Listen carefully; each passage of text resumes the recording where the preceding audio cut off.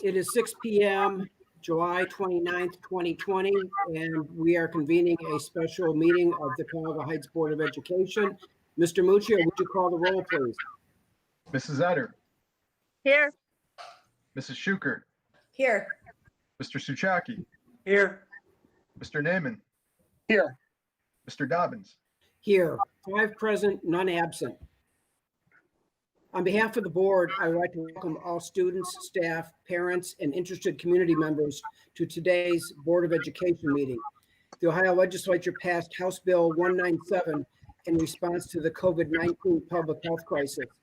That bill grants permissive authority to defined state and local public bodies to hold public meetings by way of teleconference or video conference until December 1st, 2020, or during the period of the COVID-19 emergency, whichever occurs first. In order to hold such meetings, the public body must meet the qualifications established in the bill related to providing adequate public notice, methods of public participation, and distribution of information and materials. The board believes it has satisfied all of HB 197's criteria to hold today's meeting by teleconference or video conference. A copy of the board meeting agenda is available to review on our school district's website. Would you join me in reciting the Pledge of Allegiance? I pledge allegiance to the flag of the United States of America, to the republic for which it stands, one nation, under God, indivisible, with liberty and justice.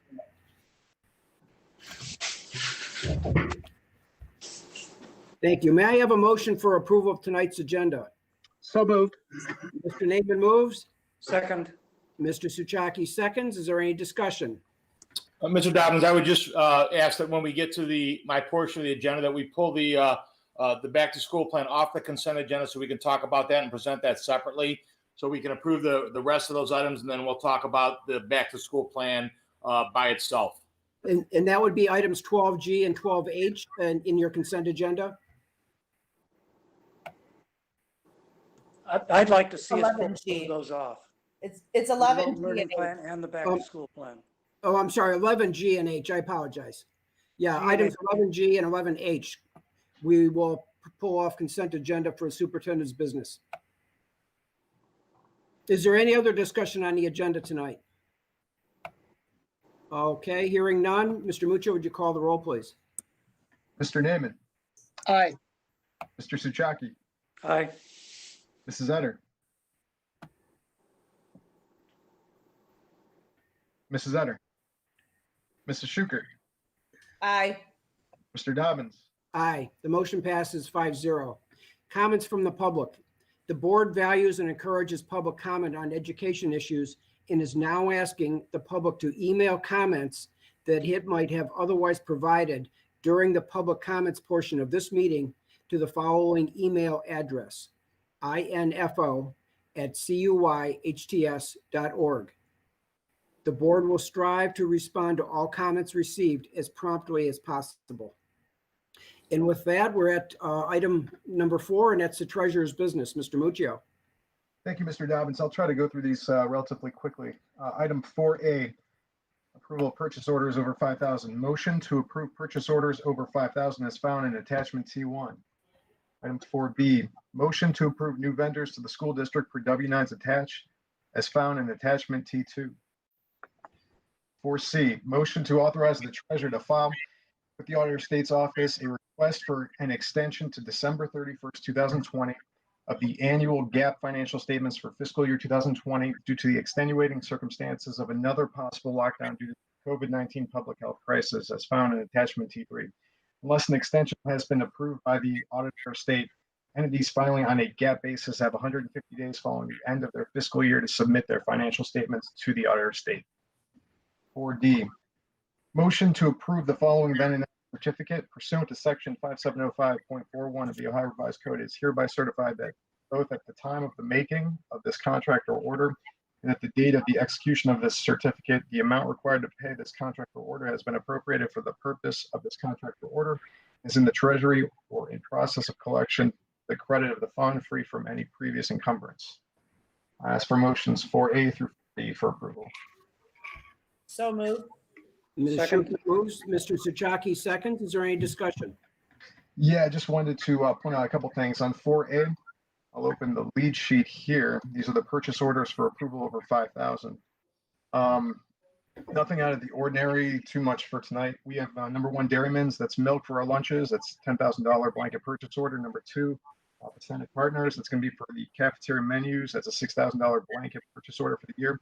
Number three is BSN Sports. That's face masks for the students. This is for the COVID-19 public health crisis. It's $5,700 some dollars. We're having that having that expense be paid from the general fund at this point in time. However, we're going to move that to the CARES Act funds once the grant's formally been approved. Number four is for our bus number one major rust repair. That's $9,225. Number five is Neonet services from the general fund, $58,000. Number six is Amazon. Number seven is Midview Schools.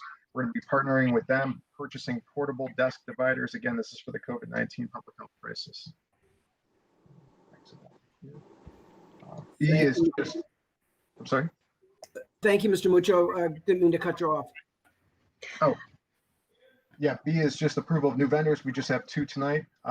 One is for the online software distance learning. The other is for the desk dividers with Midview Schools.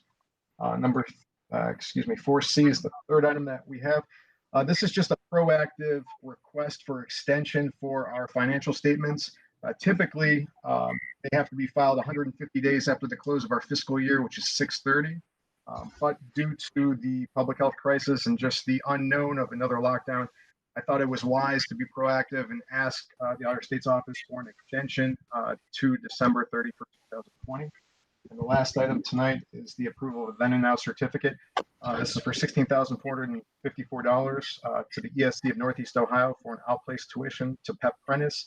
When we closed the fiscal year 6/30, we closed that super blanket purchase order for this item. The bill came in after the fact, so we're just approving this for that reason. And that's all I have tonight. Unless there are any questions. I was just going to ask you about the portable desk dividers. Is that Yes. also a cost that we might be able to be reimbursed through the CARES Act? Yes, correct. Let me pull this up. Yeah. So for the account description, yes, I also have this down here that we will move this expense to the CARES Act fund once the grant's approved by ODE. And actually, the grant just got approved by ODE, I want to say about 2 hours ago formally. So yes, I will move both those expenses from the general fund over to the CARES Act fund, which is Fund 507. That price to Midview Schools is about 50% less than some of the other prices that have been quoted to us. So we're fortunate that I kind of was talking with our superintendent and he mentioned it. And then also actually the price, because we added on, another school district added on to their order, the price came down an additional $2 per unit with the additional order. So that's going to work out well for us, we believe. And just to show a picture of what those desk dividers look like, let me bring it up real quick. I'll blow this up a little bit. So this is what we're talking about for the desk dividers and what they would look like.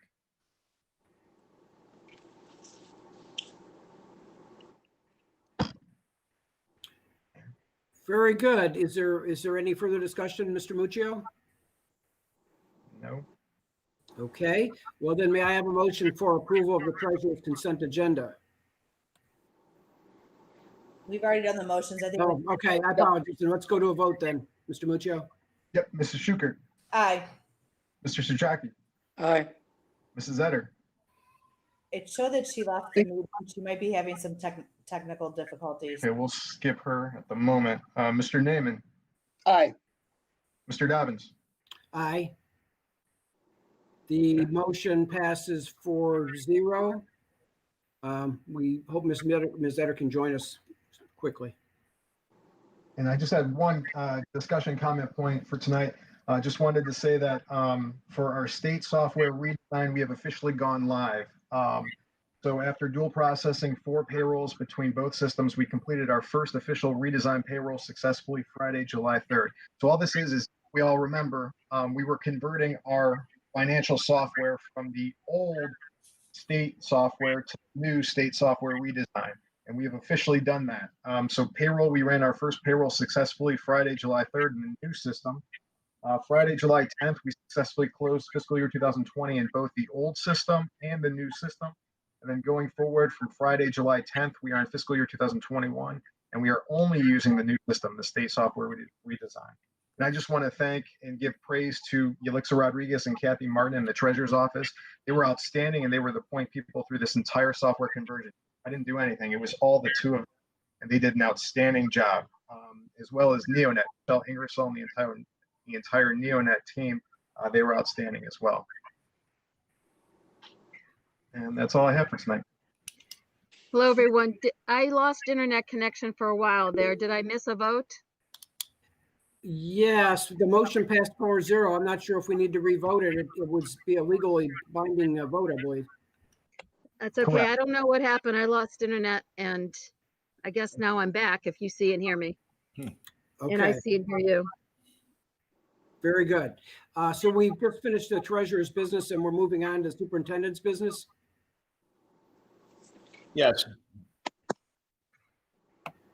Man, I'm gonna need you to scroll through the agenda. I can't do it from my end here. Got it. Yep. Superintendents, nice, back down a little bit. General business. A, adopt revised school district calendar for 2020-21 as attached that pushes our starting date back to Monday, August 25th. B, an MOU between Chat and the Board of Education regarding modifications to Article 15, professional staff leave absence, Section F5, unpaid leave of the negotiated agreement per the attachment. Those two motions on just business and general business. Hey, Tom, Yes. before you go further, it's Monday, the 24th. I just want Thank you, Lindy. Monday the 24th. I thought the date was wrong too. I asked that those two items be approved. Okay, are we going to do a one large consent agenda or do you want to do it Let's do it by section. section by section? Okay, so I have a motion for approval of items 7A and B of superintendent's business. so moved. Okay, Ms. Schuker moves. Second. Mr. Naaman seconds. Any discussion? Any questions on either one of these items? I'm good to go then. Was there any consideration of starting the school year after Labor Day? Some talk of it, but my feelings are we've been out since the middle of March right now, and if we can get started on the 24th, that will work for us. I'll add, when we start talking about the plan a little bit, the Department of Health just came out with some more news yesterday. So when we get to the plan part of it, I'll discuss that a little bit further. Okay, very good. If there's no further discussion, let's vote on item 7A and B. Mr. Muccio, call the roll, please. Mrs. Schuker, Aye. Mr. Naaman, Aye. Mrs. Etter. Mrs. Etter? Think she's frozen again. Okay, we'll skip her. Mr. Suchaki, Aye. Mr. Dobbins, Aye, the motions pass 4-0. Item 8 of superintendent's business, so staff resignations. Motion to accept the resignation of Angelo Bertoloni as the Unified Arts Pre-K through 5 team leader for 2021 school year effective July 18th, 2020. And motion to accept the resignation of Eric Gendre as a long-term substitute kindergarten teacher for 2021 school year effective July 19th, 2020. I ask that those two items be approved. Okay, motions for items 8A and 8B, please. So moved. Mr. Suchaki moves. Second. I'll second. Oh, go ahead.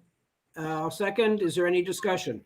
Just that, that's somebody panicked and thought Mr. Bertoloni was leaving us. He's not leaving us. He's just stepping away from the team leader position. And Eric Gendre was going to do a long-term sub for us to start the school year. He's actually found a full-time employment. So Mrs. Houchin's working through that right now. Very good. Thank you. Well, then let's go to a vote. Mr. Muccio. Mr. Suchaki, Aye. Mr. Dobbins, Aye. Mrs. Etter. Here, we'll skip her. Mrs. Schuker, Aye. And Mr. Naaman. Aye. The motion's passed 4-0. Superintendent's business, item 9. A motion to approve the employment of George Burek, Assistant Principal, 6 through 12, Director of Pupil Personnel, as exempt certified staff per contract effective August 1st, 2020 through July 31st, 2023, contingent upon successful completion of BCI, FBI record checks and proper certification if applicable. And motion to approve the employment of Kelly Orlando as the Unified Arts Team Leader on a 1-year limited supplemental contract for 2021 school year at the rate per the negotiated agreement. I ask that those 2 items be approved. May I have motions for approvals of items 9A and B? So moved. Ms. Schuker moves, Mr. Shockey, I think that is a second. Okay. Discussion. I've sent Mr. Burek's information to you for several weeks. That's in line with the rest of the county and with his contract, and then Mrs.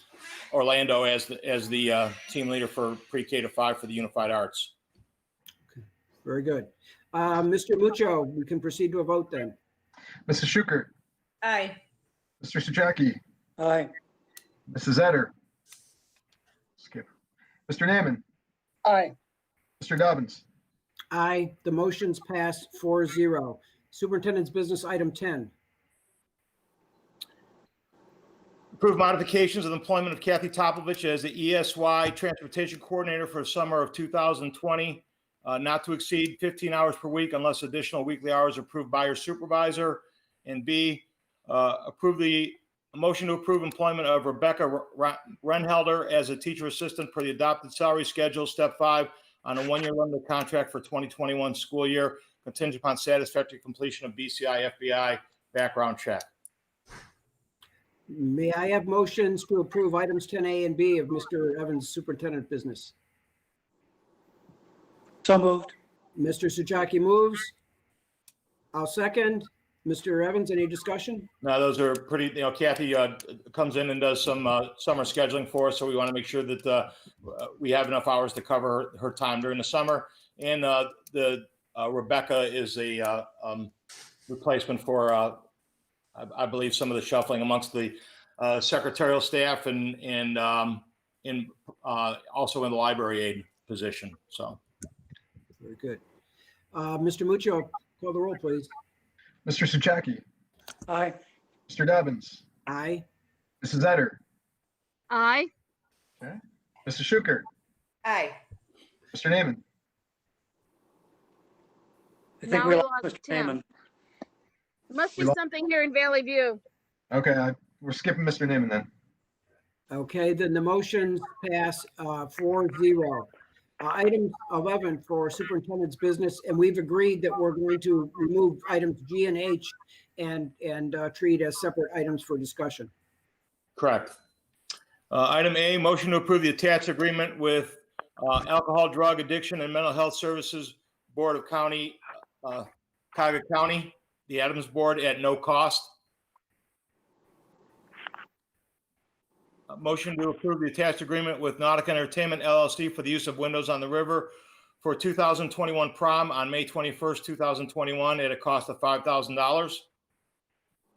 Motion to approve service agreement with Pest Management Incorporated for services during 2020-21 at a cost of $4,485. Motion to approve agreement with the Educational Service Center of Northeast Ohio, providing audiology services for students residing in the Cuyahoga High School District for 2020-21 school year at a cost not to exceed per the contract.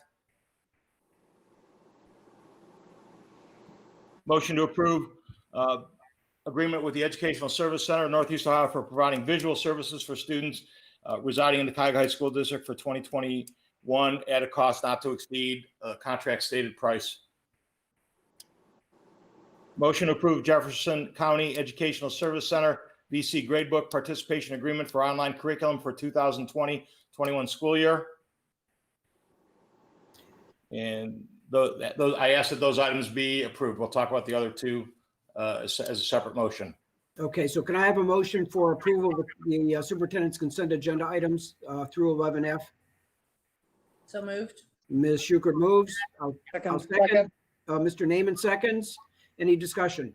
Just the Adams Board is a no-cost contract for alcohol drug rehabilitation. We sign that annually with them. They provide services as needed.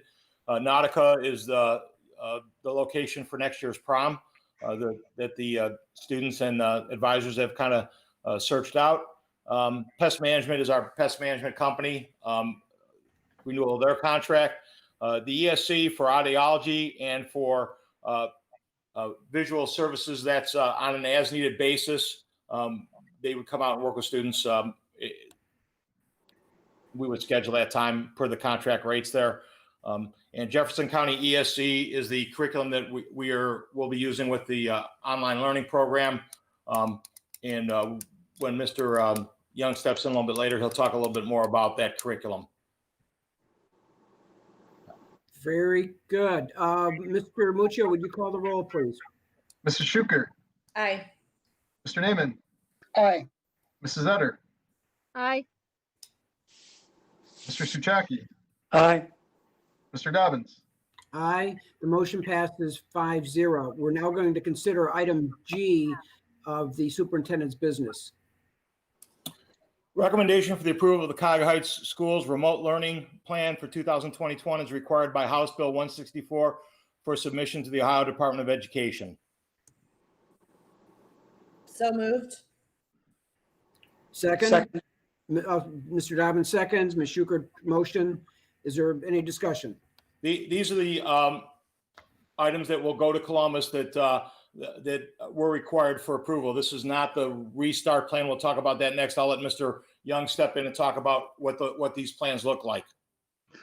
Yeah, thank you, Mr. Evans. So the remote learning plan, as Mr. Evans mentioned, is part of House Bill 164, which was emergency legislation for the reopening schools that was signed by Governor DeWine back on June 19th. This plan requires that we meet 6 criteria. You can see those in the second paragraph on the opening page of that document. But basically what we need to do is we need to outline a general description of how we would deliver remote learning. A remote learning plan is a little different than a blended learning plan. A blended learning plan requires that all instruction not done in person must be done electronically. By having a remote learning plan, it can be electronic or it can be paper and pencil should you need to go to that particular route. Those 6 criteria are listed, but more importantly, when school districts submit this plan to the state, it signifies that we are compliant with the minimum hour requirements and funding eligibility criteria. So students will receive credit for attending a full school, at least a full school year's worth of hours as required by Ohio Revised Code by having a remote learning plan in place.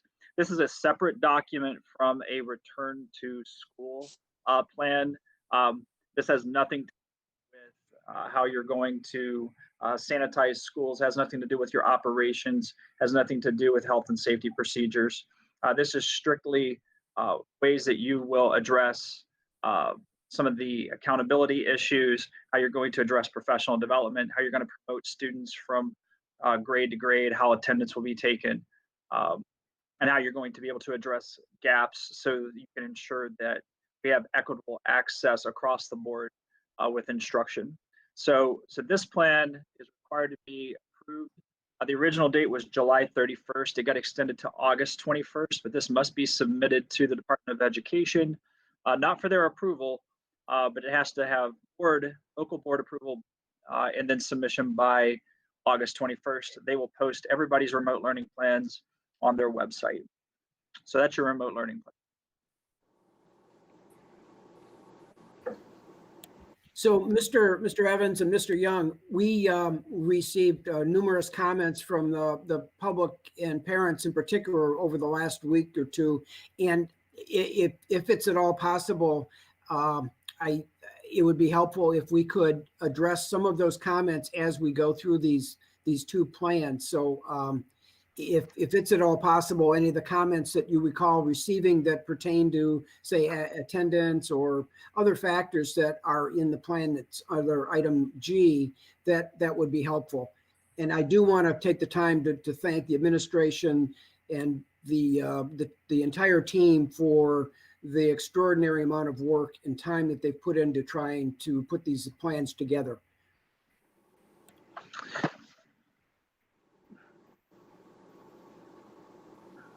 Sorry, I had myself muted there. I will say that when I go through the back to school plan, I'm going to go page by page through that plan. And I've prepared some general answers to a lot of the questions. I will tell you that I believe that every email that I've received, I've responded to individually. So those people have responses from me, but I want to, because some of those are very similar. I want to go over those. And I also want to go over some of the operational things that we're implementing and as well as we go through the plan. So, and parents that are online on YouTube listening, you can still contact me via email. I will tell you that probably next Monday, I'll be sending out a 2 or 3 different Zoom meeting invitations that parents can log into a Zoom meeting, and myself and the administrative team will be online, and you can ask us specific questions regarding the reopening plan, operational, anything specific in person. We'll still answer them via email, but if you want to do that in person, we'll have those meetings set up, as many as we need, quite honestly. If we need more than 3, we'll have more than 3, so that everybody gets their questions answered in the best way possible. Thank you. So I'd ask this first motion be approved, and then I'll go through the reset plan on the next motion. Okay, and just as kind of a high level threshold question, do you anticipate that either of these plans would be amended or revised from time to time based on change in circumstances and in just simply new information that we obtain? No, absolutely. That we've never experienced anything like this in education. So we have no frame of reference to develop the plan. The plans are purposely created so that we have some flexibility and to be able to make changes as we need changes, and changes are happening daily. When we get to back to school plan, I'm going to tell you what the Board of Health just came out with less than 24 hours ago. So we have to have the ability to make changes quickly and to be ready very quickly, and we will do that. And I think that's one of the things that as a district we've done pretty well in the past. Our teachers have done a phenomenal job of adapting to some of these situations, and they understand that this is a learning process for all of us. We've put a great deal of time and effort into the plans, but also know that we have to be ready to change on a moment's notice based on what happens with the COVID crisis and conditions that are out there. Can I just have a little clarification or maybe a little bit more description on this online curriculum that's through the Jefferson County ESC? Was there not one through our own ESC that was good or that you guys thought would be appropriate for our students? At the time we looked at it, theirs wasn't. We didn't felt it met the needs as well as this one does. This curriculum gives our teachers the flexibility to go in and add to it, to take away from it, to set parameters to it. And one of the considerations that when we chose our online learning plan is that our teachers wanted to make sure that it mirrored as closely as possible what they were teaching in their classrooms, so that when students transition back into school, that transition is easier. And this program gives us a greater flexibility in doing that. Moving through it, there's a lot of different plans out there. There's plans that are kind of run on their own. In other words, we wouldn't have to monitor them at all. They would just dump grades into us. That they would distribute the curriculum. They would deliver it. They would grade papers or tests, and they would forward grades to us. We didn't opt for any of those options because our teachers want to be able to see the curriculum. They want it to match up to the standards that we're teaching, and again, make that transition as smooth as possible when students transition back into the building. Good. I trust you did your due diligence here, and there was no reason to reinvent the wheel either. So, but Well, thank quite you very honestly, Mrs. Zetta, we looked at Jefferson County probably 8 years ago when Dr. Holland was superintendent. I researched it as a principal because at that time we were looking at it as a addition of possibly courses that we couldn't or didn't have the ability to offer because of our size, maybe some additional curriculum that we might be able to offer to some students at that time. And at that time, the board and Dr. Holland didn't want to go forward with it. But I again, is probably as early as 2012, was in discussion with him. Mr. Young's talked to him on several occasions. They presented to myself and Mr. Young. I think we have a very doable system here. I think it's going to be relatively easy for our teachers to work its way through as well. So just to clarify, Tom, too, because I know we talked earlier, but just to kind of put it like in layman's terms, it would be our teacher, even though it's an online curriculum, it would be our teachers that would be teacher of record. So they'd be the ones grading, they'd be the ones issuing the final grade. Correct. Curriculum. Yeah, absolutely. So let's say, and as an example, Mr. Martin's Algebra 1 class has 15 students in it right now, and 5 of those students have chosen the online option. So Mr. Martin would have in progress book, he would have his 10 students that are in class and the other 5 students that are doing the Jefferson ESC.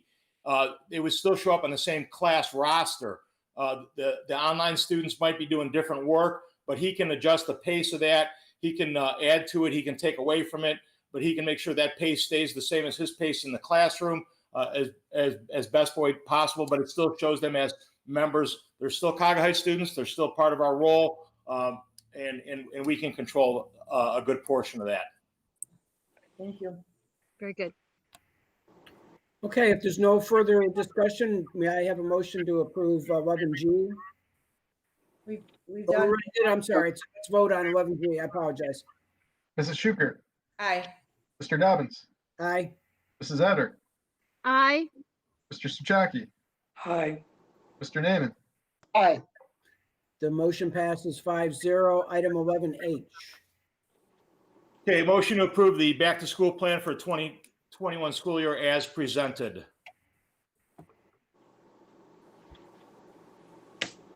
I asked for a motion for approval, and then I'll go through it during discussion.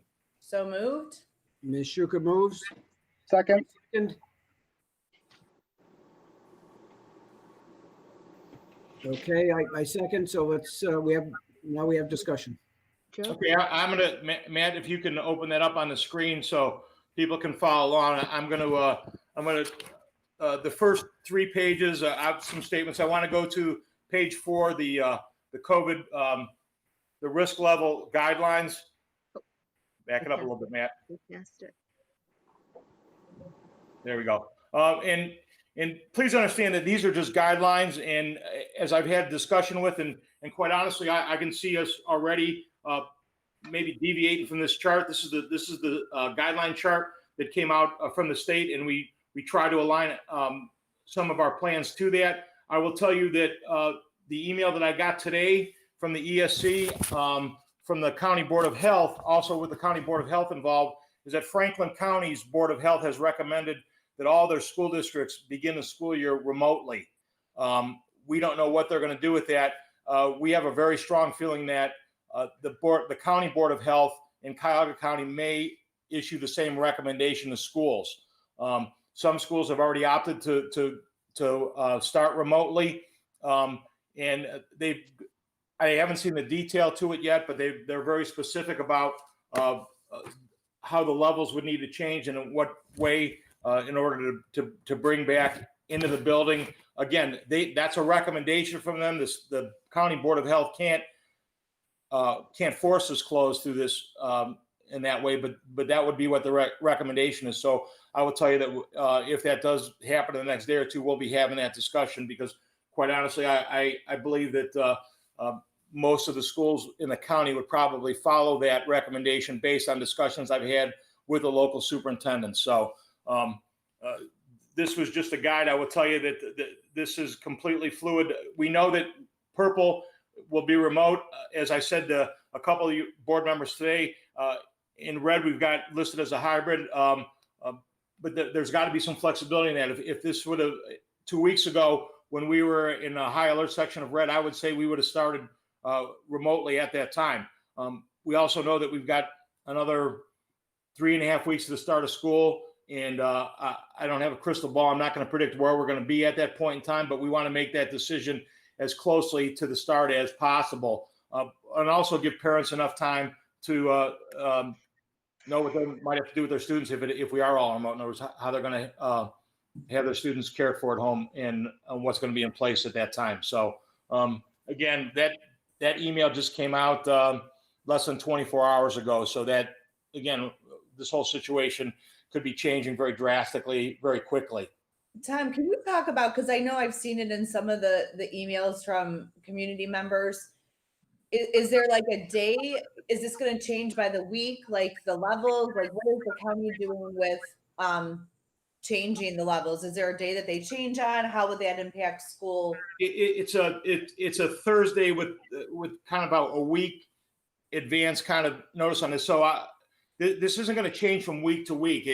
The way that they've described it in some of their mails, you're probably going to know about 3 weeks in advance of when which is I think why they're initiating the letters right now as schools begin to start. It's going to be about a 3-week process, and they're going to give you trend data, and they're going to tell you why they're moving in a certain direction. They're going to tell you exactly how many indicators, and they're going to kind of give you a projected date as to when it might change as well. So, and again, it's all based off of the testing and the hospital admissions and things that are going on right now and that we see in the news. So they hold the data, but again, it's not. This isn't 1 week in, 1 week out. No way, shape, or form does it look anything like that. Once we go remote, I would anticipate we'd be in remote for some time before it would trend back to an area where we would be at a level where we could even come back to a hybrid model at school. Okay, so parents are worried about have child care concerns and things like that.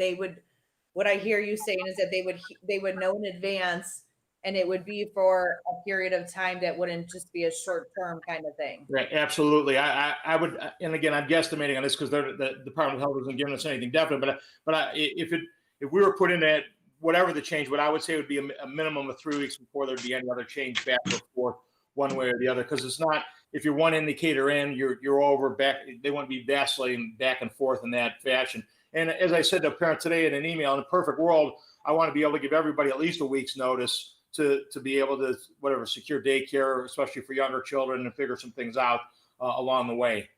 Okay, thank you. This recommendation makes no mention of size of school, does it? No. So they're doing like just painting one brush for everyone. Which is exactly why the governor said local control on this, understanding that different size districts, whether rural, urban, suburban, and I've talked to I talked to no less than 200 superintendents on a weekly basis from all around the state about their plans and about their risk levels in their counties and what they're doing and how they're reacting to that, just to try and bounce ideas off to see what might be happening. And I think one of the reasons for the local control was there's some counties that haven't been hit very hard. And if you're out in Mercer County where you've had a limited number of cases identified, they want to let those schools open the way they feel they should open. Counties that are red or approaching purple, they certainly want us to be more cautious as well. So that's the reason for the local control part of that. They want some flexibility in the state because everybody in the state's not affected the same way, quite honestly. And what that leads to is 612 school districts with 612 different plans coming back into school. And that, quite honest, that's not an understatement. I don't know that any two plans throughout the state are identical. After having talked to superintendents from around the state. So, okay. Right, let's go to the next page. Again, this would be the whether we were all in or a hybrid situation. Some general expectations, and I'll go through this as quickly as possible, but also as thoroughly as possible too. I don't want to rush through this.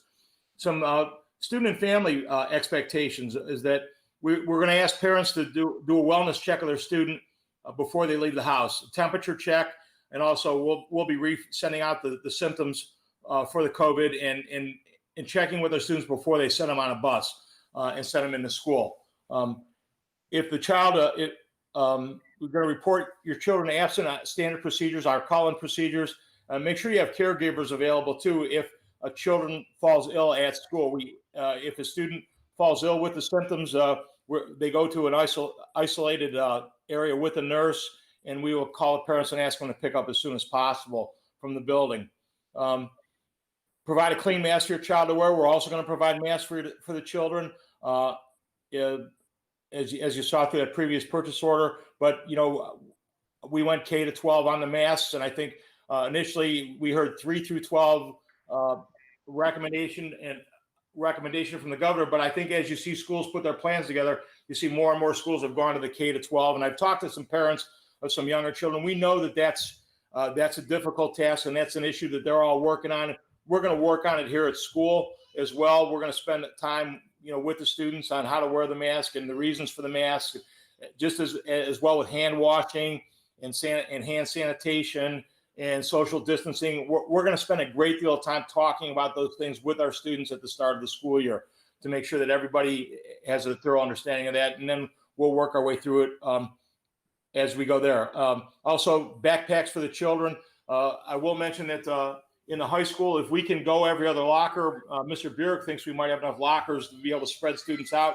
We may do that. If not, students are going to have to carry a lot of their supplies and books in backpacks. We're going to talk to teachers about maybe keeping books in classrooms as much as possible. So, some of those middle school kids weigh about 65 pounds and they got 55 pounds of books, and it's not a healthy situation for them. So we'll do the best we can to work through some of that. Materials are not going to be shared between students. So I know one of the questions came from a parent about supplies list. Are we going to alter our supplies list? No, we're not. What we're going to do is we're going to work internally to solve some of those issues. We know in art, quite honestly, they share a lot of supplies to do art projects. All of our specials are staying in place. We're working with Mrs. Orlando and our high school art teachers about what we need to do to add the supplies to make sure that they've got ample supplies for each student to have their own set of supplies in classrooms for the projects that they need to do. So we're addressing that situation as well. What we expect from the students, we want them to wash their hands at the designated times, and we'll work through each building rotations on how to do that. The elementary, I know Mrs. Houchin already has talked to teachers about a system of doing that. We're going to also work with the middle school and high school students.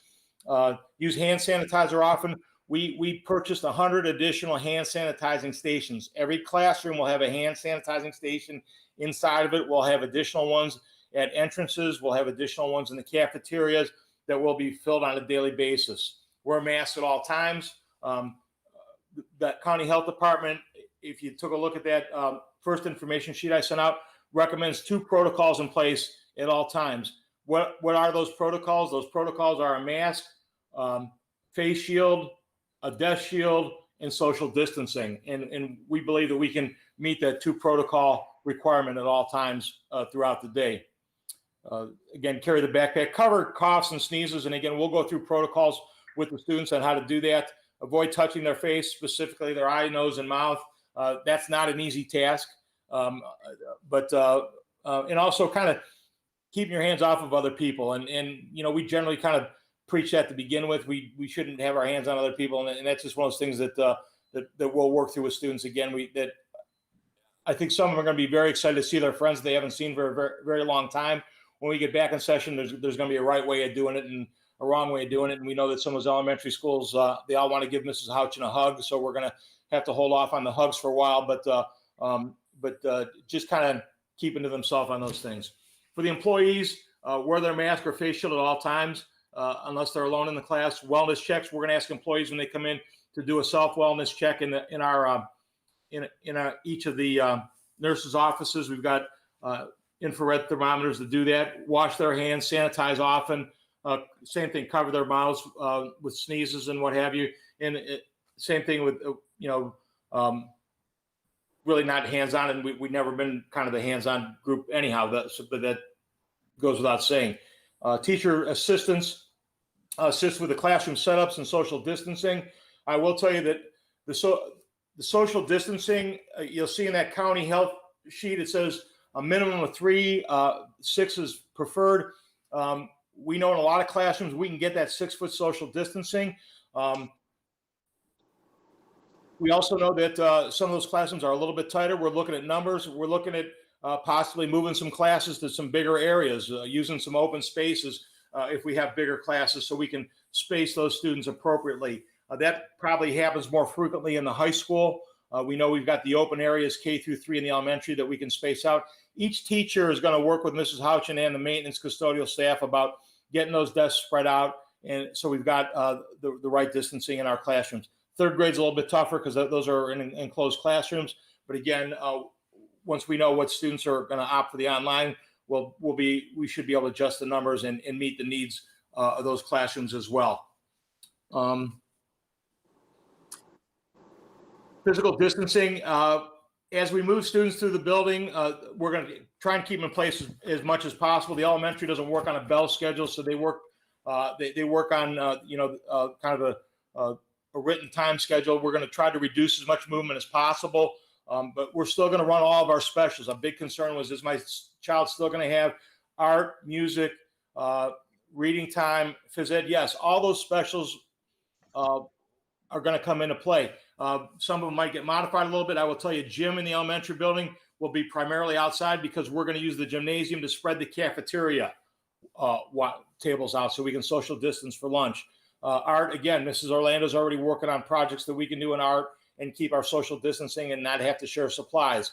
Mr. Bertolone, Mr. Sokol, and Mr. Michaels have done a tremendous job of going through a document that we got from another school district on how we can run our music programs effectively with masks and social distancing, and the wind instruments is the big problem, but our choir and those types of things. So we plan on having all those things in place. Please understand that my entire administrative team, our new hires don't start officially until August 1st. Now, Mr. Topovich and Mr. Young have been in working already, but we're going to spend the first part of next week in administrative meetings hammering out a lot of the details to this that we will, again, forward those as we have them done. Provide reminders and issue warnings about contacting parents about students. And we're going to work with students and families about the touching, the mask, keeping the mask on and those things as we go through. Custodians, we're going to do regular disinfecting throughout the day, especially on high volume surfaces. We're going to have doors propped open, or we can have doors propped open so they're not constantly on using the door handles. We're going to wipe down the cafeterias after every lunch is done before the next group comes in. But protocols in place. The restrooms will be cleaned periodically throughout during the course of the day. One other thing that was mentioned, I know that the topic of the deep cleaning came up on the hybrid schedule that Wednesday. Please know that our building gets cleaned every night. Our cleaning people come in at about 2:00, and every desk in the district gets wiped down, always has got wiped down. The trash gets emptied from classrooms every day that we're in session. What the deep cleaning day will do, the things that we're adding there is we've added sanitizing machines that after we're done deep cleaning classrooms, we can go in with sanitizer. It's an ionized spray that attaches itself to all surfaces and is designed to dry on the surfaces as a disinfectant. We've got 2 additional machines. We have one now. We had purchased 2 additional ones so that every surface will get sanitized every evening as we go through this process. And administrative wise, we're going to ensure that the procedures are in place to maximize social distancing where possible. We've ordered a lot of the signage to go on the floors like for lunch lines to keep them social distance. And I'll talk about some of those specifics as we get through that. In the classrooms, some of the top part of that is a little bit redundant there. Again, child check before you send them off to school. The mask, we'll provide one. Again, follow the instructions of the staff wearing the masks. Students should have the mask on when entering, exit, moving around the room. Wearing a mask is required when working directly with staff, one-on-one, small group. Distancing cannot be maintained. It's required when working closely with other students in small group or lab settings. We want to maintain physical distance from peers wherever possible. Again, the hand sanitizing stations there, and avoid touching their face or handling anybody else's belongings as well. So some of the classroom expectations of the students, and you see the staff and the custodians and administrative expectations are pretty similar there.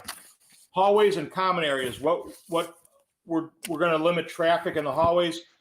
Elementary, again, they work on their own kind of time schedule. So classes are in the hallways kind of individually. We don't have mass class changes. In the middle school and high school, we're going to stagger release times for classes. We might have a class leave 1 minute before the bell, one class on the bell, another class a minute after bell to keep the congestion out of the hallways. When students arrive at school, in the middle school, high school, they're going to report to the cafeteria or in the North Gymnasium area where we'll social distance the students down there, and then we'll release them to their first period classes from there. We won't be using convocation. We won't be using the homeroom as well, and we'll release them by grade level in staggered times, again, to prevent those mass gatherings in the hallways and to keep our distancing as we move through the day.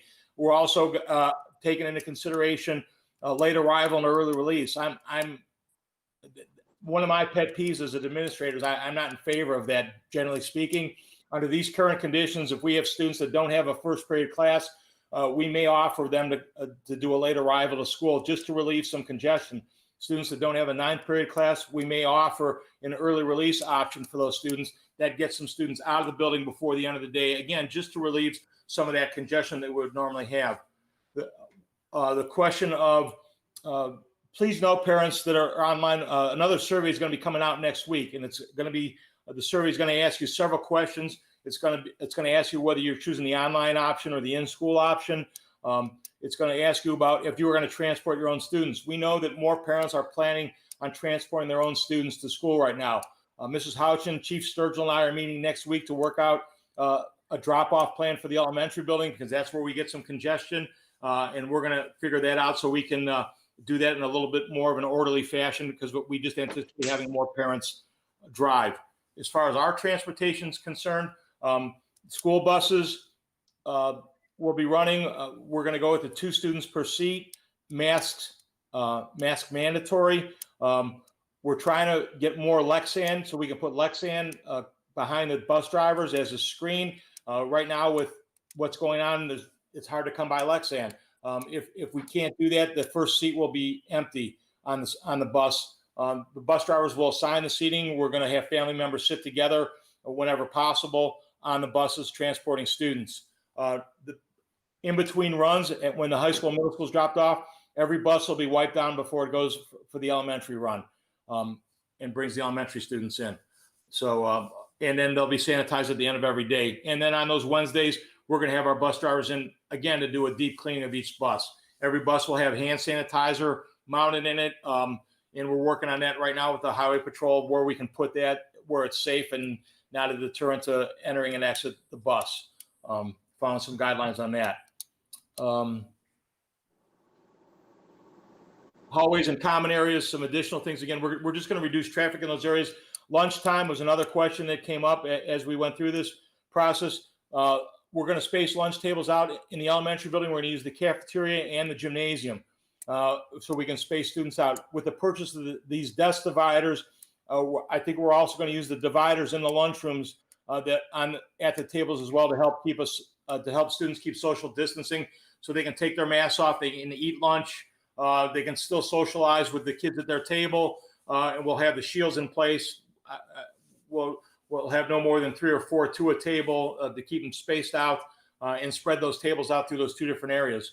In the high school, middle school, we're going to use the lobby outside the gym. We're going to space tables out there as well.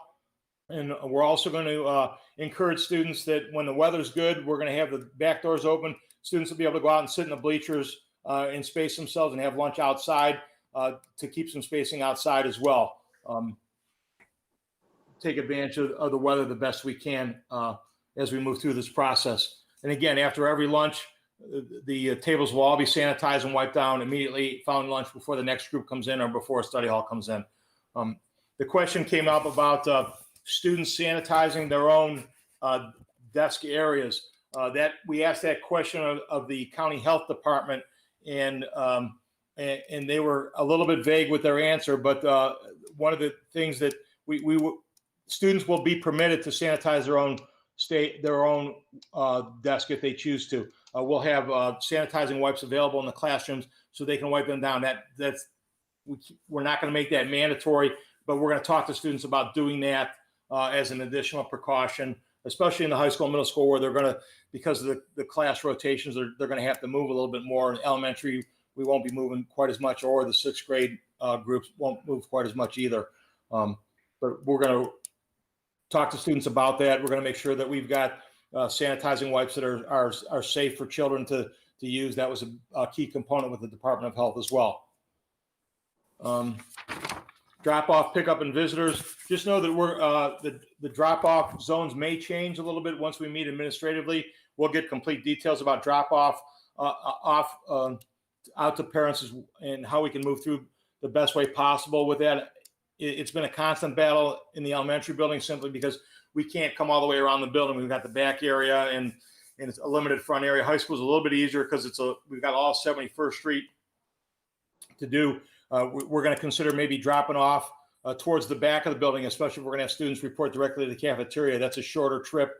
They're not working their way through the building that way. So that's one of those things that we will discuss. Parents, we're going to ask that you just don't, that anytime that you need to come to school, that you call ahead and make sure that you talk to the office and let them know that if you're coming to drop off a medication or a book that your student forgot, we're really going to limit visitors in the building. We're not going to have anybody walk around the building. We've already told a lot of the salespeople to deal with the school district. They're going to have to set up appointments after school hours to meet with the cafeteria staff or our maintenance custodial staff. We're not going to have them in the building during the day just to limit the traffic in the building.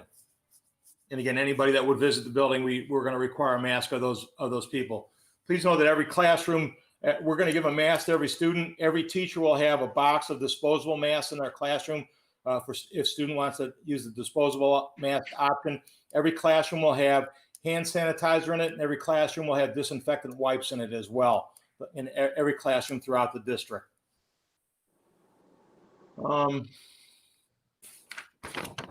Transportation, we talked a little about the 2 per seat. Bus drivers will assign seats. Again, we're going to recommend families sit together.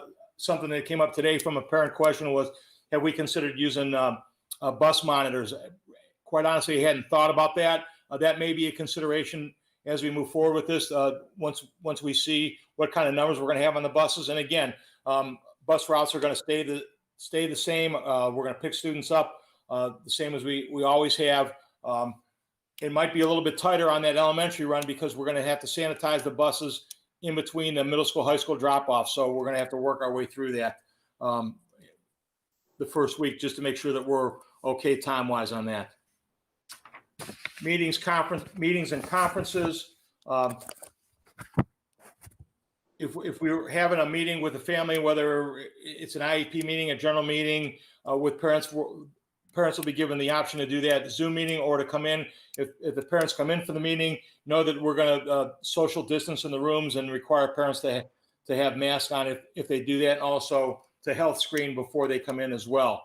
But we're going to continue to meet on a regular basis. We have IEP meetings that we need to conduct that we had good luck in the spring doing via Google Meets and Zoom meetings, and we'll continue down that path. And quite honestly, we're gonna go with what best fits the parent. And if the parent wants to be in and have that discussion, we'll make that happen. If the parent would rather do that via Google Meet or Zoom, we'll make that happen as well.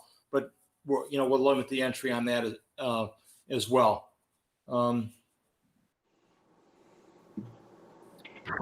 Health services, our nursing stations, we're in the process right now of finding, we have to have designated areas for any student that's exhibiting COVID symptoms separate from our normal nurses' offices. What we may do is use the nurses' offices as the COVID stations and then create a second area. But in any event, we have to have 2 separate areas. Our nurses will have masks and gloves, and they'll do the screening checks for students that come down with symptoms. Know that parents will be called as quickly as possible on that.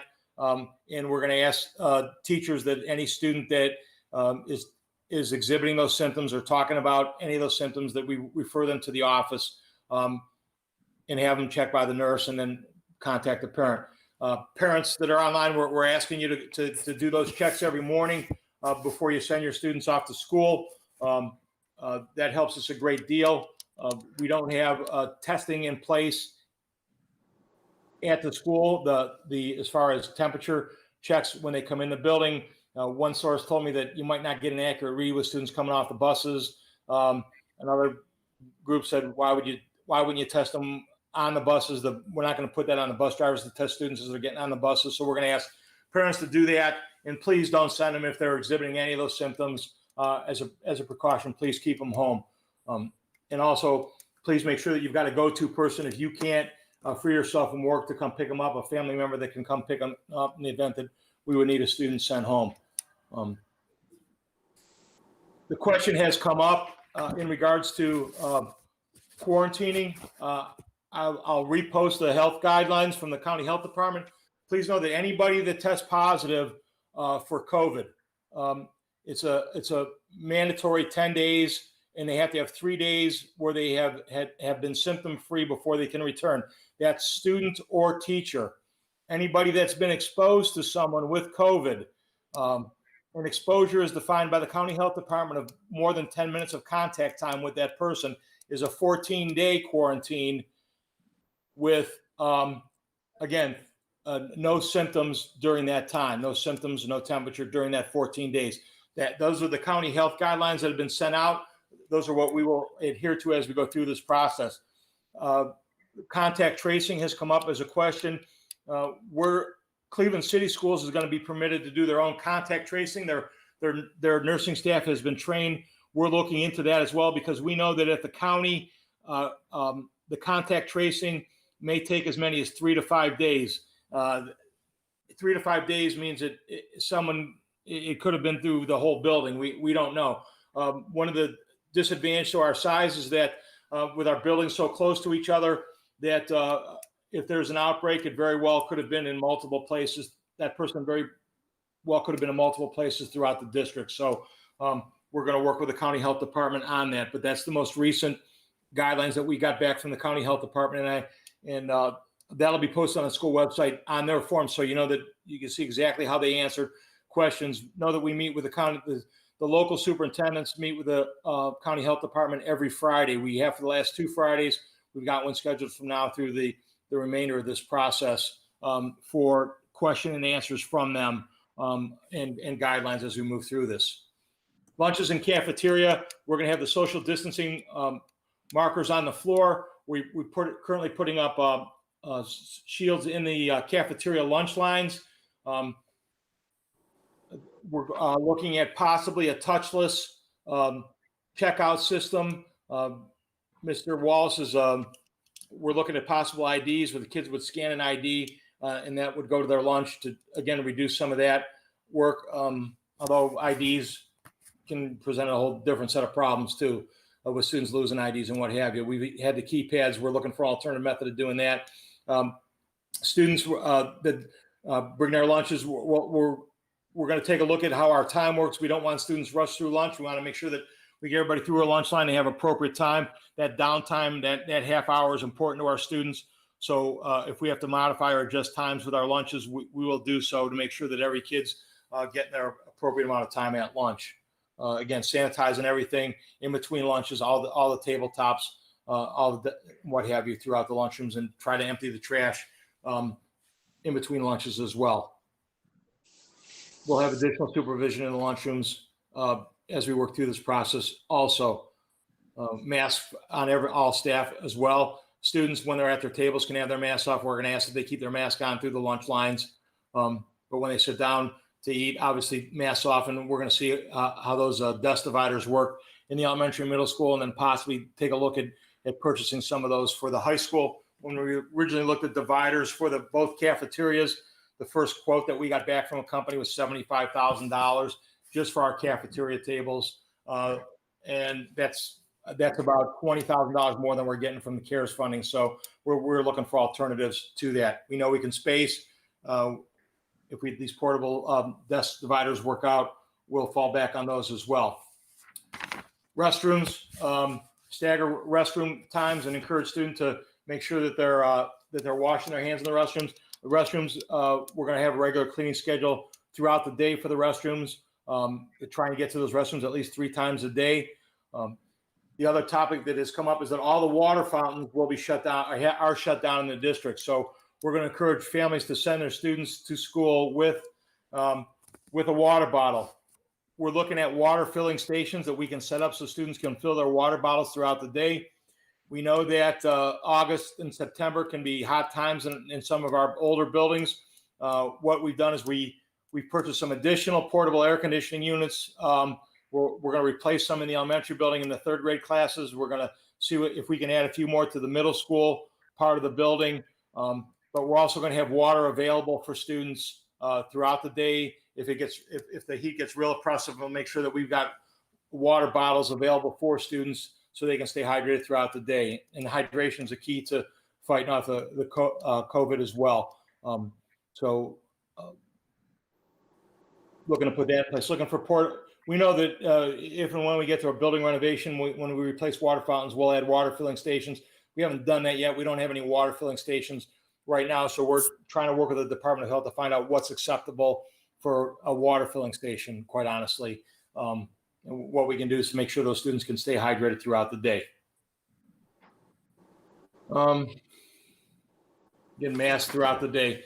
The offices, the main offices, we've got distancing in the high school, middle school office. We're looking at some shields for the elementary office, a little closer proximity there. Again, everybody that enters the building, we're asking, they've done a temperature check beforehand. We're asking that they keep a mask on.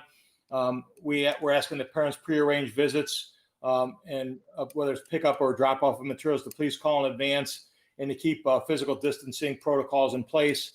We'll have backup masks if students forget masks in the district as well. And we're going to limit travel throughout the building. So we're going to limit students in and out of the office areas unless it's on an emergency type basis. So in the past, we've used student aids to do some things throughout the building. We won't be doing that this year. We're just going to try to limit traffic in the hallways the best way possible. In overview, the remote learning, talk a little bit more about in the hybrid plan. Again, the Jefferson ESC curriculum is what we would use. That would be, 2 days in, Monday, Tuesday in, Wednesday out, Thursday, Friday in. A lot of parents have mentioned school districts that are going to run an A-B schedule. I've talked with a lot of those school districts, and quite honestly, they're doing that because of numbers and class sizes. Several of those schools have more than 30 students per class. They have to go to an A-B schedule. Generally speaking, we don't have class sizes that large. We feel that we can get our students under the hybrid plan in the building 4 days a week. And that's just more effective teaching wise. If there are classes that are larger, some of the more popular high school classes, we're going to look to possible different locations for those classes. If a number of students opt for the online remote learning, we know that will reduce class size. We're going to work with the teachers on setting their classrooms up and getting extra desks and things out of the room so we can keep things spaced out in that regard. As far as the remote learning part of that, those Wednesdays, it'll be in the survey for parents that have kindergartners through sixth graders. We're going to look to offer online learning sites for those parents on Wednesdays. I talked to the mayors quite some time ago about the possibility of using the community centers and the village halls. Based on what the numbers are, we'll know when we get the surveys back, people that are interested in that option. We still have details to work out with that, but that will be an online learning day for those students. That is not daycare. I want to be very clear with that. That's an online learning. We will have teachers' aides staff those locations. We will have our technology department will have Chromebooks at those sites, so students will have a schedule worked out for online learning. We're also talking to the librarian about doing some expanded reading programs, but we will have a schedule for those online learning sites. And again, we would offer those up for people with K through 6. Our belief is that 7th through 12th grade students should be able to function at home without supervision if that's what the parents have to do. But we'll know when we get surveys back what we're going to look at. Parents, the other question came, would their child be assigned to an online learning site in their village? Quite honestly, what we were looking at initially was using Cuyahoga Heights Village Hall, first of all, because it's right across the street from the school. We get supplies back and forth more readily. And then if we have to expand to the other sites, we would talk to those mayors and see what space we'd have available. Students would be social distanced in those places. They would have to bring their own lunch to those as well. They would have to have masks on as well. So all the same protocols that would take place in school would take place there. Our staff would be there to man it. We'd send our cleaning staff to clean and sanitize the areas afterwards. the mayors have been very generous in offering spaces for us. What we're requiring of them is just that space, and we'll take care of everything else as far as that's concerned. Those Wednesdays would also be, we're working with the teacher staff about what their day would look like. We're going to encourage teachers to make contact with some of the students that have chosen the remote online learning plan. We want to make sure that those students, we stay in touch with those and we monitor those students. Know that if you choose to take the remote learning plan as your primary option, attendance is required for those as well. So we're going to go in and we're going to check the logins and the attendance into the Jefferson County ESC. The state has required us. Last spring they were very, I don't want to say lax, but they were very flexible as far as attendance was concerned. Moving into this plan, it's going to have much more stringent attendance requirements, and we're going to have to report to the state that and certify to the state that the students are receiving the hours of instruction that we guarantee students receive. So that'll be part of that as we move through that as well. As I said before, those programs will mirror what we have at Heights. The question came up about AP and honors classes. At our first glance, yes, they will have those options. Some of the elective options are going to be more difficult. We haven't looked at the online like art or music or those types of things, so we don't know what we're going to be able to offer in those regards. But we know that we'll be able to offer core classes, also foreign language through that online remote plan. So teachers, we just getting access to that, and we're going to have the teachers start taking a look at that and give us some feedback on that as well. If we go to 100% remote, in other words, if for whatever reason we end up on 100% remote, please know that we're going to create schedules for the teachers, and we can't follow the normal school schedule, because if you've got multiple students in your household, I know Mrs. Schukert's online, she's got 3 students, and she might only have 2 devices at her house. So they might have to space out who's using what when. So we're going to develop some schedules where teachers will be on at designated times and get those schedules out to parents. So if it's Mr. Schaefer's art class, Mr. Schaefer might be on every Tuesday from 10 to 11:30 delivering a lesson, and maybe every Thursday from 1 to 2:30 delivering a lesson. So the key to the success of the remote learning plan, and I saw this firsthand with my granddaughter, was keeping students on a schedule. And we will have a schedule sent to families for remote learning if we get into that situation where everybody, if we're out of school at 100%. And Mr. Young is working on that, probably as he's listening in on this right now.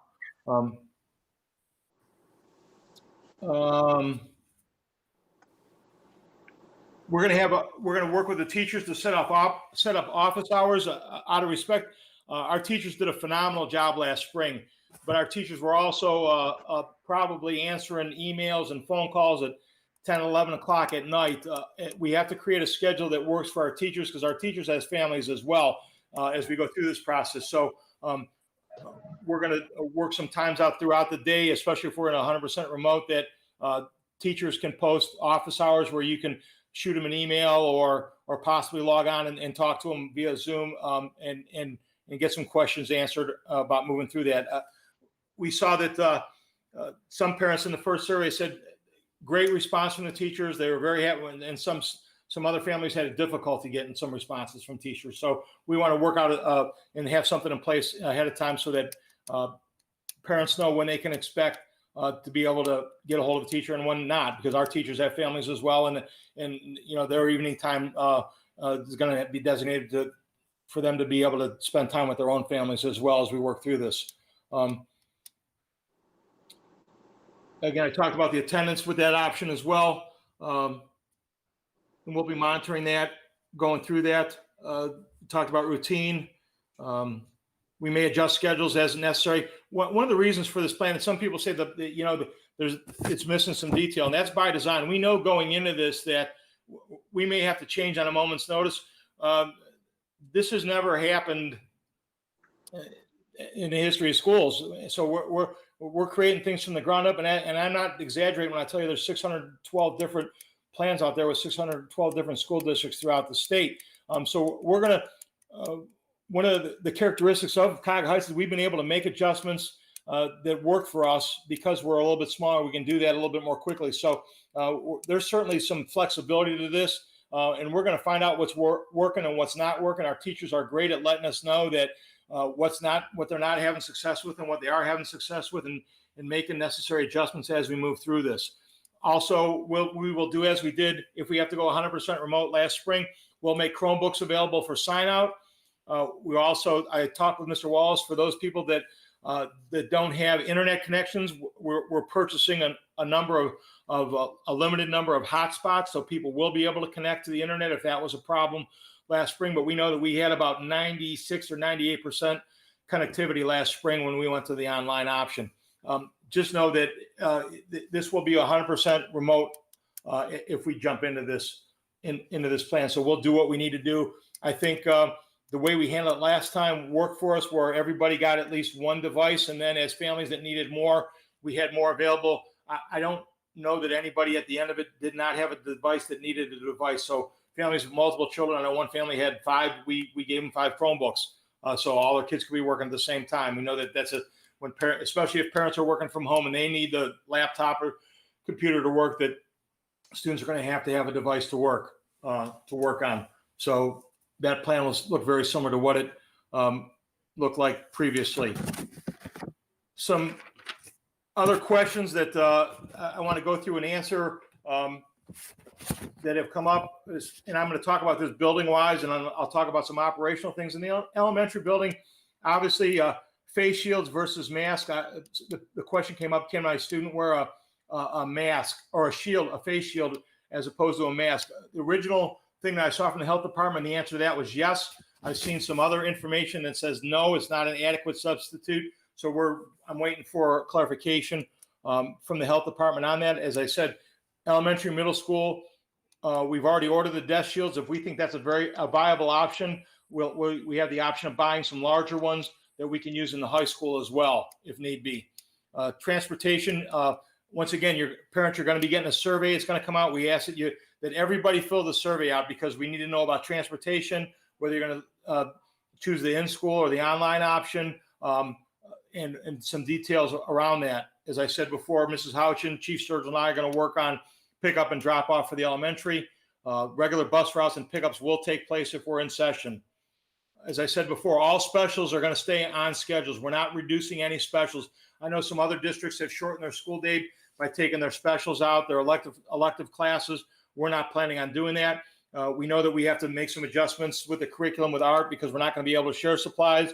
Music, again, those teachers have worked very well. Gym, we're going to have outside, predominantly outside. Recess will take place. The exact protocols for that we're working on right now. There's several different ways of going about that. We're going to work with Mrs. Houchin and the teachers on what's going to work best for them.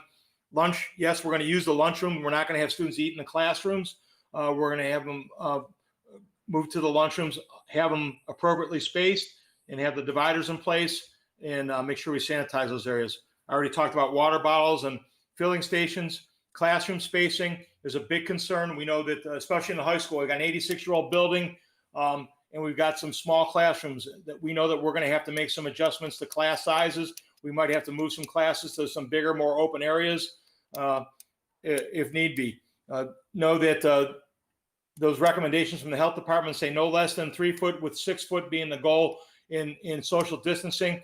And they also recommend 2 protocols in place. And so that would be social distancing and the mask, and or desk shield, and or face mask shield. The online curriculum, as we said, our teachers will be able to monitor and adjust that as needed. It links with our progress book, and that's going to be an advantage on that part of it. Students in middle school, high school, again, we're going to have them report to the cafeteria in the south gym to maintain social distancing. We're staggering the bell schedules to reduce hallway traffic. Again, I talked about we're considering late arrival, early release. Talked about the spreading out of lunch, also being outside, weather permitting. Lockers, if possible, if we can go every other locker, we'll assign lockers. If we can't, we're not going to sign lockers, and we'll work some protocols out on that. And the same thing with face masks, social distancing, water bottles. We're going to increase some portable air conditioners in the middle school as well to try and cool some classrooms off down there. The question of athletics has come up. Know that I spent 2 hours on a phone conference with all 22 schools in the league today. OHSAA is planning on a traditional August 1st start. I don't know that that's going to take place. Our league is working on it. Working on a way to maybe buy us some time and still have our students participate in a safe manner. We'll release that information as we get that. Quite honestly, our participation in athletics is up in almost every area. I think our students are kind of starved right now. They want to be out with their friends, and whether it's band or being on a sports team, our numbers are up in every sports with every sports team. We got up in golf and up in soccer as well. And our coaches are doing a fantastic job of monitoring the daily charting and the temperature checks and following the protocols in place. They've done a fantastic job with that. But we'll see what the league has to say. And also, again, the OHSAA is going to do a local control. I was on the phone with them yesterday. So they're going to let parts of the state function that can function, and different parts of the state that can't, won't. We know the Cleveland City Schools has already canceled all their fall sports. That was 2 of our football games. I think a volleyball game we had with the Cleveland City School. I'm not sure what else. We might have had a soccer game with them. So those are automatically off the schedule. We may end up with just a league schedule and not venture out into an independent schedule when it's all said and done. That was one of the topics for consideration. Some other operational things I want to mention as well. I talked about the buses being sanitized every night. The bus drivers will be in masks as well. I already mentioned that we do clean every classroom every night. We empty the trash every night in every room. And we're going to add sanitation to that, as well as the open areas. The hallways will be, we've got machines that do the hallways that be stepped up. We're using all EPA approved cleansing and make sure that they're COVID-19 approved as well. We're going to clean throughout the day. It may mean us moving some additional staff around. As I said, we added 100 additional hand sanitizing stations throughout the building to accommodate some of that as well, to make sure that the kids have access to that as well. A lot of moving parts to this. We'll define a lot more parts of this next Tuesday and Wednesday when we meet as an administrative team to hammer out, and we'll get that information out through email to parents. So parents, if you haven't been getting Tom Talks, if you haven't been getting the reminds, please, that info at CUIHTS, send your correct email address to that. We'll make sure it gets entered. Somebody also had asked a question about the One Call Now, that their account had been eliminated. That it hadn't been eliminated. We're going away from One Call Now and we're moving to Remind, which is has more options for us for teachers and parent and administrative contact in it. So nobody's being dropped off of our system right now. One system's being unloaded, and another system's being loaded on for us to use, so we can get more communication and easier communication with the parents out there. And that's a whole bunch of stuff. And I know there's still more questions. Board members, do you have questions for me right now? I have one, Tom. Yeah. It's Cindy. Okay. And I think you had said this, but I know that I've heard it from community members, and I've read it in a couple of the emails. So I want to make sure I'm hearing this correct. If a student who is in class tests positive, or a staff member, those that are the county health department is saying that those that have been close to that person for 10 minutes should quarantine for 14 days. Correct. Are we thinking that would mean, because I think that this is a reality kind of thing. Like, I've been telling people, it's not if, it's when. If numbers keep on increasing, I'm sure we're going to have cases here in our bubble that are, people that are affected. So does that mean that the entire class would be quarantined for 14 days? The way I read that, yes. That would be the way I read the recommendation from the county health department, yes. Okay. Thank you for that clarification. Mr. Evans, I would like to bring up one item And I apologize for not talking to you about this thought earlier today when we spoke, but, it didn't come up until more recently since we had that conversation this afternoon. I'm a little concerned about, first of all, I want to commend you for putting this plan together, you and the rest of the staff. It's an excellent plan. But I'm a little concerned about making it a formal board resolution. And the reason I say that is if we approve it and 3 days into the school year, you realize that something significant has to be changed, does that mean we have to call a board meeting and approve a change to this plan before it can be implemented? I mean, that concerns me, having this as a resolution that the board approves. Does that make sense? Am I making sense?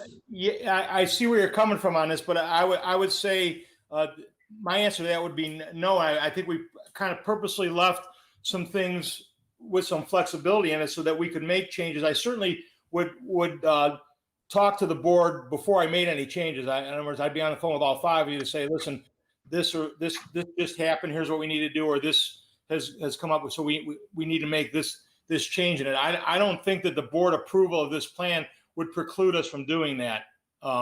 I still believe that we'd have the flexibility to make the changes as we need it. And I'm going to keep everybody in the loop on that thing. I'm not going to arbitrarily make the changes to it without consulting the board. Right. Yeah, I guess I assumed you would probably do that anyway. I just wanted to make sure we weren't getting ourselves into some sort of violation of ORC regulations or some legal issue. If we approve this plan, we have to take something out or put something in that's completely different or whatever. Yes, I don't want to get in your way. If we adopted it as a policy, we would be tied to it. And we're approving a plan presented by the superintendent right now. That's a different level. If it were a policy, I would say yes, we would have to have a board approval to change a policy.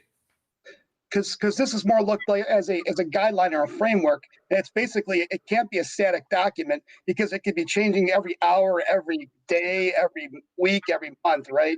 Is that correct? Correct. Yeah. Okay, that helps me a lot. Thank you. And if you look at the plan too, there's not a whole lot of specific things that would change written in it, like attendance, we're going to be washing our hands and, a lot of it's really based around safety that are kind of good practices without a pandemic. Correct. It's. I just don't want to tie the hands of the administration. Yeah. That's all I'm trying to say. I want to make sure I'm not tying anybody's hands or getting in the way of doing the right thing for the district. No, if we're adopted policy, we would have to have a board approval to change a policy. This is a plan that has. Right, and I guess I wasn't making that distinction in my thinking. I wasn't making that distinction, so thank you. I had a couple questions that had to do with staffing. We feel we're adequate with our staff in terms of nurse. Do we have just one nurse on staff daily to cover all three schools? We've got a nurse and a nurse's assistant, and one of the things that we knew actually going into this year that we had to adjust some schedules. Because we needed some overlap times. I know Mrs. Houchin has already met with Mr. Young to talk about what we have to do to adjust those schedules to make sure that we have coverage all the time. Okay. Know that our actually nursing costs are less this year because one of our students that had a dedicated nurse graduated. So remember when we approved that plan that our nursing, we're actually one less nursing assistant with our contracted company, but that assistant was designated to one student all day. The nurse and nurse's assistant do a fantastic job for us. And I know that Mrs. Houchin and Mr. Young were already adjusting the schedules to make sure that we had coverage in both buildings because of this. An additional staffing question may be, we may look for some part-time additional cleaning staff. That's what I was going to ask you. Increased sanitation. My thought after talking with Mr. Zerbola is that our cleaning staff would come through and clean as they always clean, and then the sanitation group would follow them and sanitize the rooms after they've been cleaned, and that would require some additional staffing to do that. And quite honestly, with us stepping up the protocols during the day, we might need somebody during the day with our maintenance and custodial staff. Once we take a look at all that, we're going to try to get done cleaning wise throughout the day on a regular basis.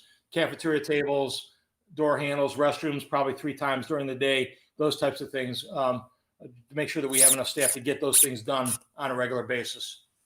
And what about CVCC? Do they have their own back to school plan, I would assume? Yes, they do. Great question, Mrs. Etter. And Mr. Mangus has sent that out there. They're also going to have online and option and in school. We know that CVCC has a lot of hands-on activities.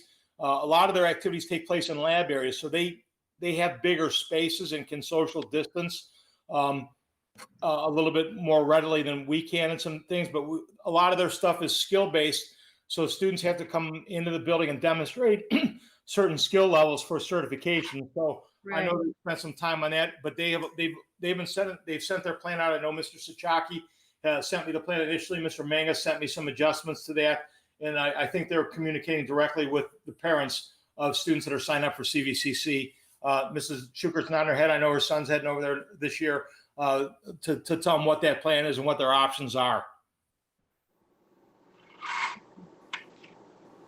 And of course, the transportation, they'll be doing the same thing they would for our own students that just go back and forth to school. Yeah, we've always split transportation with Independence. In other words, we take the kids in the morning, and Independence then takes the afternoon group over. I'm going to double check with Kathy Topovich on our numbers. I think space wise, we can go 1 per seat on that and not have any issues with that. We do a little cooperative thing with Independence on that. It's worked out for us for many, many years. So Sounds good. Right. Yeah, we provide the transportation at the Career Center. correct. So, Mr. Evans, would you anticipate that we as a board would be seeing revisions to this plan as it develops? Or do you view this as kind of a one-time event that you would notify us or advise us of material changes? Well, you're going to see a great deal of additions, especially after we meet as an administrative team next week with more clearly defined protocols for in the building, what's going to take place. And that we'll do that as our team gets together. I know Mrs. Houchin's on the line, and she's already had team meetings with her teachers, and a lot of concerns have been brought up that we need to work our way through. I know Mr. Topovich has jumped on early and met with team leaders, and there's concerns from the teachers that we need to make sure that we iron out and have in place to make sure that we're taking everybody's safety into consideration as well. Not only our student safety, but our staff safety as well, of primary importance to us entering this as well. So a lot of things to be worked out, the nuts and bolts of it, but this is the framework of it that you're seeing right now. Okay, thank you very much for an excellent program and presentation. Thank you. Is there any further discussion among the people that are on the meeting this evening? Just one last reminder to parents that are, again, questions to info@CUIHTS. My email directly is tevans@CUIHTS. I've been pretty good about responding to emails. I think I've gotten back to almost everybody that sent me an email on that. And also next week, you're going to see a couple things. You're going to see a survey. Parents, please complete the survey in its entirety. And also we're going to have additional Zoom meetings after we've met with the administrative team with some more details on what a day in the building is going to look like for your students at that time. Thank you. Very good. If there's no further discussion on this item, could we proceed to a vote then? Mrs. Schukert. Aye. Mr. Dobbins. Aye. Mrs. Etter. Aye. Mr. Suchaki. Aye. Mr. Naaman. Aye. The motion passes 5-0. Moving on, if Mr. Evans' voice holds out, to additional superintendent's comments. Just to reiterate, it's constantly changing, and we're trying to stay on top of it the best we can. And meeting with the health department every week, I'm meeting with the state superintendents, and there's usually about 150 superintendents on that. I meet with the first ring superintendents. There's 17 of us involved in that. I meet with a greater Cleveland group of superintendents. There's about 60 superintendents in that. So we're constantly talking. I met with the league superintendents today. So we're constantly talking about plans. We're constantly trying to present a unified front. We know that multiple plans cause multiple headaches. And certainly I've had a lot of people say, do you know that this district is doing this? Yeah. And I've had a lot of plans sent to me, and believe me, we're looking at everything, because we'll use anything and everything that we can to make this work the best way possible for our students and our families and our teachers. That's primary importance to us. So thank you for your patience with this. And again, this is going to be a process, and it's going to have its ups and downs. And I understand completely, because I have emails that came in today that said, why are we not coming back at 100%? And I've got emails that have said, why are we not starting remotely? So I know that we're all across the board on this, feeling wise and parent wise, and we're going to do the best possible with it. Thank you, Mr. Evans. Moving on to board business resolutions. There's two items that the board has to consider this evening. One is, and Mr. Evans, you're more familiar with this. Do you want to read the 14A? This is to approve my request to my membership in the Greater Cleveland School Superintendents Association for the 2021 school year. That's a $100 membership to that organization, and that's the group of 60 that I had just mentioned. That we meet we get together online every Friday, and that's actually who the health commissioner has stepped into those meetings with us. So that's been very, very, very beneficial to me and the district. We get a lot out of that membership. Very good. And then 14B, is that Mr. Muccio's item or Mr. Evans? I believe. Yeah, I can talk on this one. Oh, go ahead. Sure. This is a motion to approve a resolution on the terms of representation for filing a proof of claim against Purdue Pharma, the bankruptcy and/or other litigation, including any class action. So from working with our school district legal counsel, they recommended that we proceed in this manner, authorizing the filing of this bankruptcy proof of claim. So we have the resolution here, which is resolved effective July 20th, 2020, that the Board of Education engages the law firms of Brennan, Manna, and Diamond, and Enos Britton, which is our school district legal counsel, to file a proof of claim on behalf of the district in the Purdue Pharma bankruptcy in the United States Bankruptcy Court, Southern District of New York. And it talks about the actual lawsuit case number. I have 4 attachments here. This is the resolution provided by our school district legal counsel.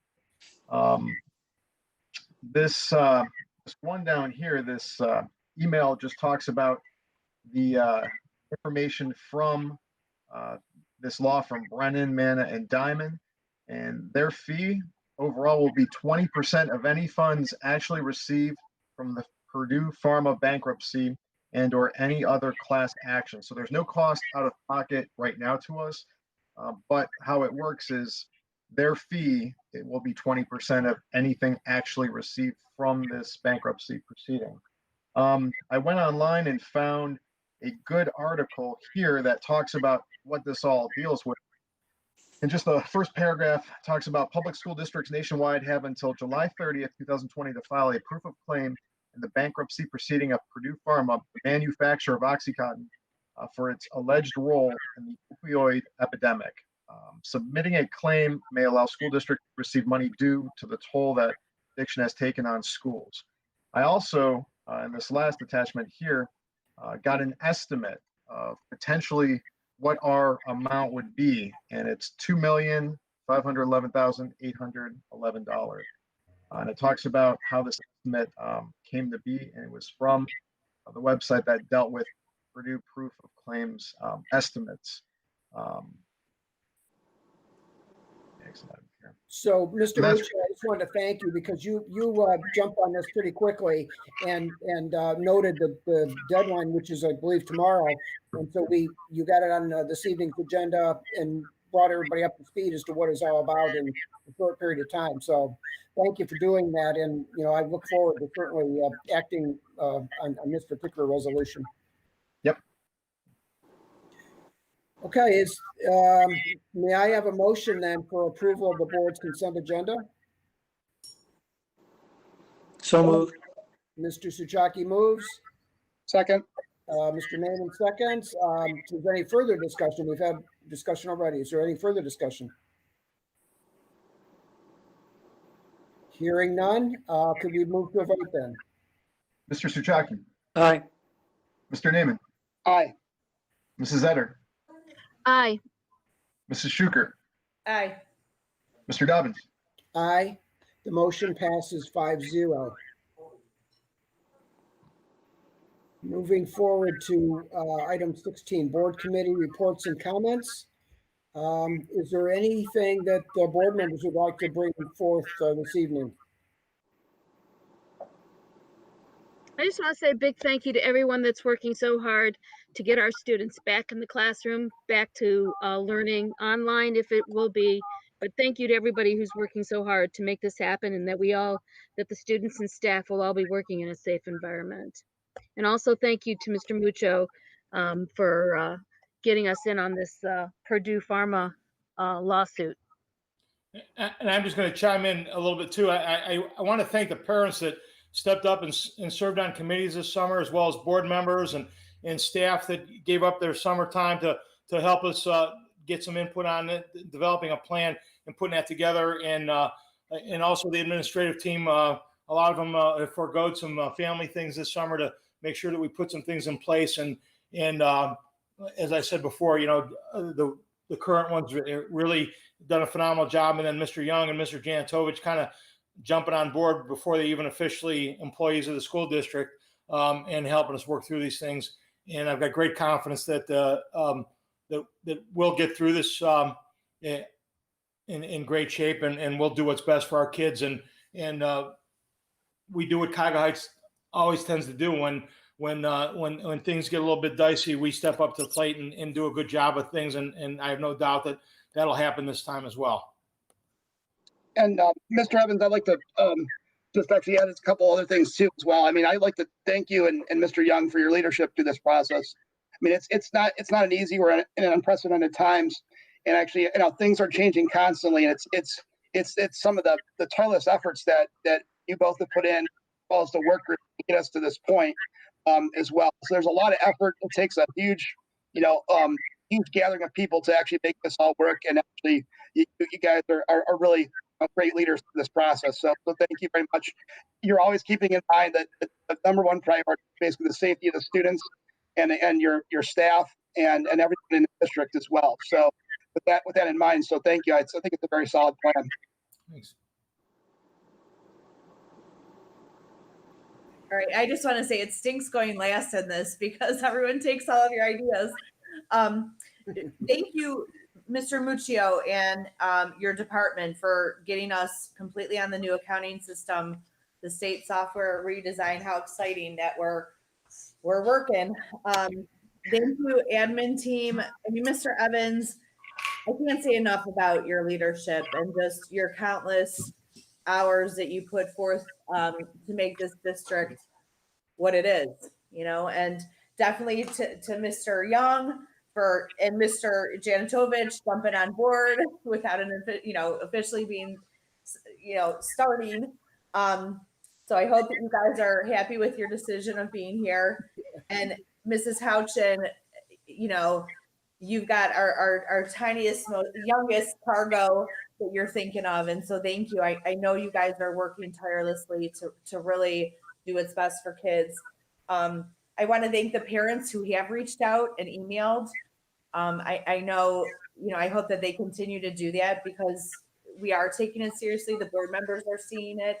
And it's important for us to know kind of where your thoughts are at and if there are any questions. So thank you to those people that are doing that.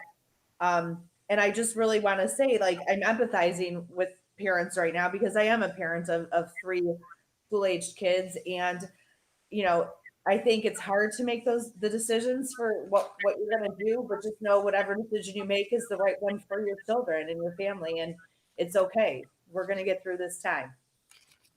That's all I've got. That's plenty. Thank you, Mrs. Schukert.